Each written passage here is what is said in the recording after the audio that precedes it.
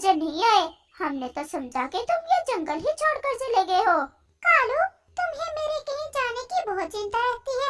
मैं दूसरे जंगल गया हुआ था और मैंने वहाँ से एक प्रतिभा सीखी है। तोते भैया, क्या प्रतिभा सीखा है आपने? रानू चिड़िया, मैंने सीखा है कि पक्के घोंसले कैसे बनते हैं। ऐसे घोंसले जो तेज हवा से भी ना गिरे और जो मजबूत हो। ये तो बहुत अच्छा काम सीखा है आपने। लेकिन रानू, मेरा मन करता है कि मैं ये काम अपने जंगल के बाकी सब पक्षियों को भी सिखाऊं। तोते, ये तो बहुत अच्छी सोच है तुम्हारी, क्योंकि अब मौसम बदल गए हैं और तूफान भी बड़े जोरों के आते हैं। अगर हम सब पक्के घर बनाना सीख लें तो हमें बारिशों और तूफान से कोई डर न होगा। तो फिर तोते भैया, आप कल से ही अपने स्कूल में पक्के घोंसले बनाना सिखाना शुरू करो। और कव्वे भैया, आप पूरे जंगल में ऐलान कर दो कि कल से सब पक्षी सुबह होते ही तोते के स्कूल पहुंच जाएं। मैं अभी जाता हूँ और पूरे जंगल में ऐलान कर देता और हूँ। फिर वो सब अपने अपने घरों को वापस चले जाते हैं। कालू कौवा पूरे जंगल में ऐलान करता है। सुनो सुनो, मेरे जंगल के सब पक्षियों सुनो, कल से सब पक्षी तोते के स्कूल जाएं, क्योंकि वहाँ तोता पक्के घोंसले बनाना सिखाएगा। सुनो सुनो, मेरे जंगल के सब पक्षी सुनो। और फिर ऐसे कालू कौवा पूरे जंगल में ये ऐलान कर देता है। कालू जी, ये क्या ऐलान करते फिर रहे हो तुम? अपना भोजन तुमसे लाया नहीं जाता और चले हो पक्के घोंसले बनाना सीखने।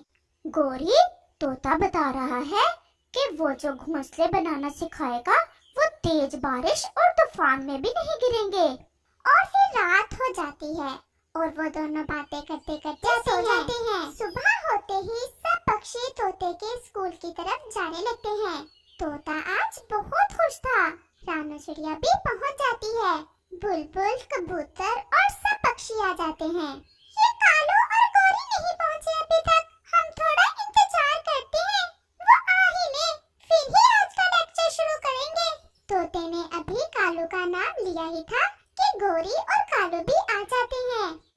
सॉरी पक्षियों, मुझे थोड़ा देर हो गई। आज पहला दिन था ना, इसलिए कल से तो मैं पहले ही आ जाया करूंगी। ओए कबूतर, तुम कैसे आगे बैठे हुए हो? क्या तुम जानते नहीं कि आगे सिर्फ गोरी ही बैठ सकती है? चलो पीछे चलो। लेकिन मैं पहले आया हूँ। कबूतर छोड़ो, तुम पीछे आ जाओ। ये गोरी कहाँ मारने वाली है? तुम चुप कर जाओ। छोटी चिड़िया, तुम्हारी छोटी सी चोंच से मेरा नाम अच्छा नहीं लगता। चुप कर जाओ, तुमने तो शोर ही मचा दिया क्लासरूम में। और फिर कबूतर पीछे चला जाता है और गोरी आगे बैठ जाती है। तो फिर आज का लेक्चर शुरू करें? जी शिक्षक जी। जी शिक्षक जी। आज मैं आप सबको बताऊंगा कि पक्का घर बनाने के लिए हमें किन किन चीजों की जरूरत होती है। हमें चाहिए कुछ सूखे पत्ते और सूखा घास। अगर कहीं से नरम नरम कपास मिल जाए तो घोंसला नरम और आरामदेह बन जाता है। छोटे दिन के जो घर के नीचे लगाए होते हैं। और फिर कुछ बड़ी और मजबूत लकड़ियाँ जिनसे घर का ढांचा तैयार करेंगे। एक्सक्यूज मी सर, वो दरअसल मुझे तो भूख लग गई है। क्या स्कूल से कुछ खाने को नहीं मिलेगा? गौरी, मैं इतने पक्षियों को भोजन कैसे दे सकता हूँ? सब पक्षी अपना अपना भोजन लेकर आया करेंगे या फिर जाकर अपने अपने घर से खाया करेंगे। आज के लिए बस इतना ही बहुत है। हाँ, लेकिन कल मैं सब पक्षियों से पूछूंगा कि घर बनाने के लिए किन किन चीजों की जरूरत होती है। और फिर सब पक्षी अपने अपने घरों को चले जाते हैं।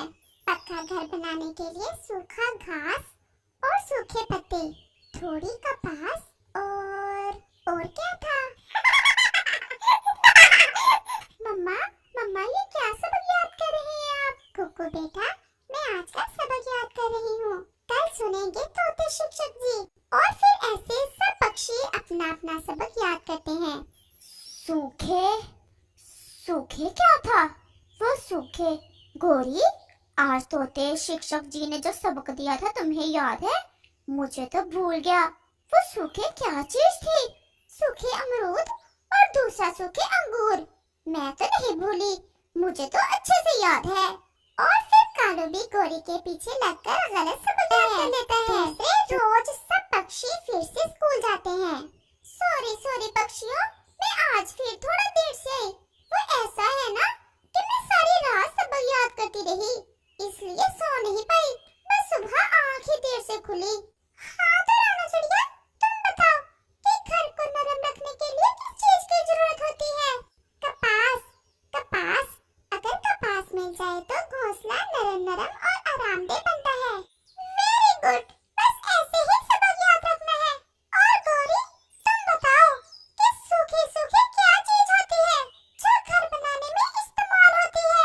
शिक्षक जी, सूखे सूखे अमरूद और सूखे सूखे अंगूर। गौरी की ये बात सुनकर सब पक्षी हंसने लग जाते हैं। गौरी, तुम्हारा ध्यान तो हर समय कहीं और रहता है। अपना ध्यान पढ़ाई में रखा करो। बुलबुल, अब तुम बताओ। सूखे पत्ते और कुछ सूखा घास की जरूरत होती है हमें पक्का घर बनाने में। कल सूखे अमरूद कहा था और आज सूखा घास। तोते जी, तुम्हें तो खुद ही नहीं पता चलता, हमें क्या सिखाओगे? चलो कालू, हमें नहीं सीखना कि पक्का घोंसला कैसे बनता है। लेकिन गौरी तुम जाओ, अगर जाना है तो मैं तो सीखूंगा। सीधे से चलते हो या तो ऐसा सुनते ही कालू तो तुरंत गोरी के साथ उड़ जाता है। मुझे तो पहले ही पता था कि गोरी कहाँ सीखेगी। उसे तो हर समय सैर सपाटे ही अच्छे लगते हैं। हम सबक शुरू करते हैं।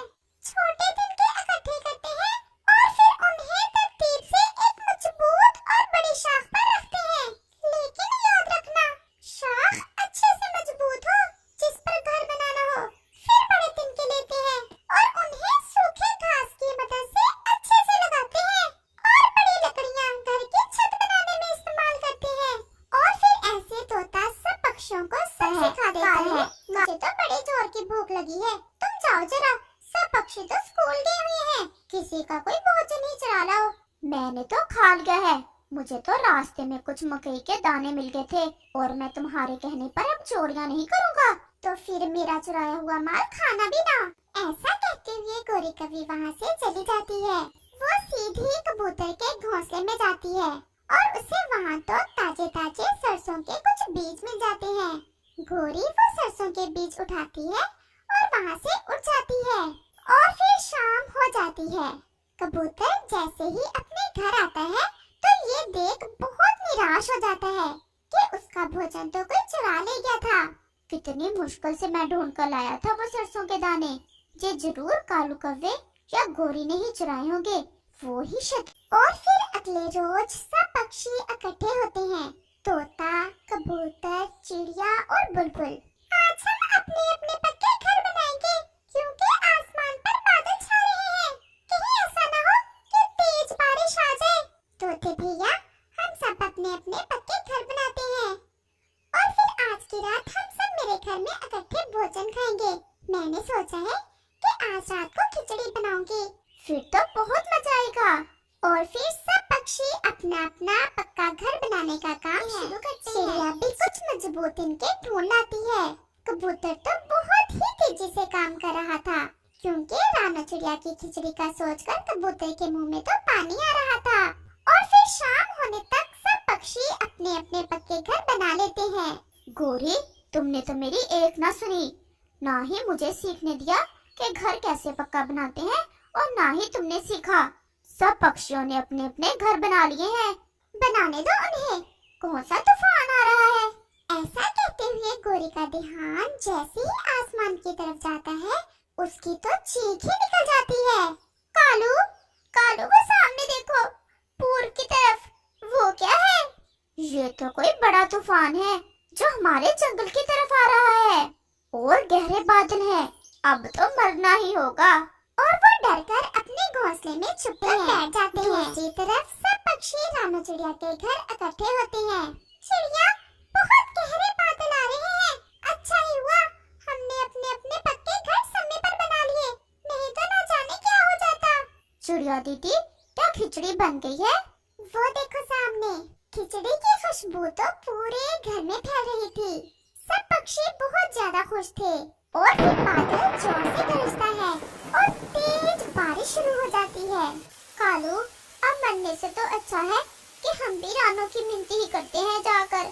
अगर मुझे पता होता मैं भी अपना घर पक्का बना देती। तुम मेरी सुनती ही कब हो? अब प्लीज चलो, मैं तो ऐसी ठंडी हवा में मर जाऊंगी। पक्षी तुम्हारी बहुत इज्जत करते हैं और वो तुम्हारी बात मान लेंगे। मुझे तो वो अपने घर आने नहीं देंगे। और फिर गोरी और कालू कौवा रानू चिड़िया के घर की तरफ चले जाते हैं। पक्षियों, अपनी बहन को क्या ऐसे ही मरने दोगे बारिश में? हम शर्मिंदा हैं। और फिर वो दोनों सब पक्षियों से वादा करते हैं कि अपना काम समय पर करेंगे। और फिर ऐसे रानू चिड़िया गोरी और कालू को अपने घर में ले आती है और उन्हें गरम गरम खिचड़ी भी देती है। गोरी बहन, अब तुमने वादा किया है कि फिर से ऐसा नहीं करोगी और अपना काम समय पर करोगी। वादा? वादा किया, पक्का वादा। इस कहानी से हमें सीख मिलती है कि जो भी अपना काम समय पर नहीं करता उसे बाद में पछताना पड़ता है, क्योंकि गुजरा हुआ समय वापस लौट कर नहीं आता।